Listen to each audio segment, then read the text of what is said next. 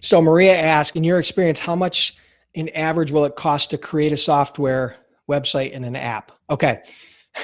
That's an impossible question, right? You can start software that costs you, you could develop software that costs you $5,000. You can develop software that costs you $5 million, right?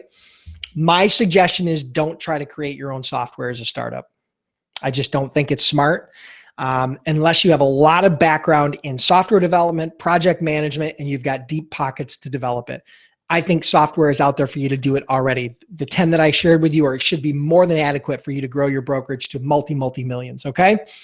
As far as a website, you do need to develop a website. I recommend and use WordPress as the foundation, as the content management system for my websites. WordPress is a great place to be. You can typically get a startup website for a broker, gets, anywhere between $250 up to maybe $1,500, depending upon how elaborate you want it, how many pages you want, how much you need. Creating an app. A lot of these programs, these TMSs already have apps associated with them of some sort. So you will have access to an app if you leverage some of these programs. To develop your own app can be very, very expensive.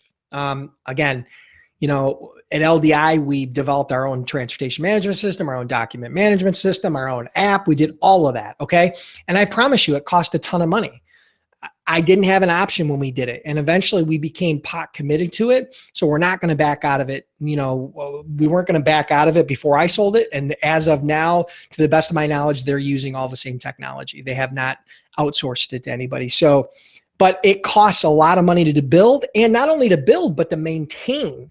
So things are always going to break. And as technology evolves, you're always going to have to update it. So we had full-time development staff on. We spent 6 figures per year in just having developers on staff, right? That could help us, in the event of any issues, right? So I don't recommend starting out by building your own software. You do need your own website.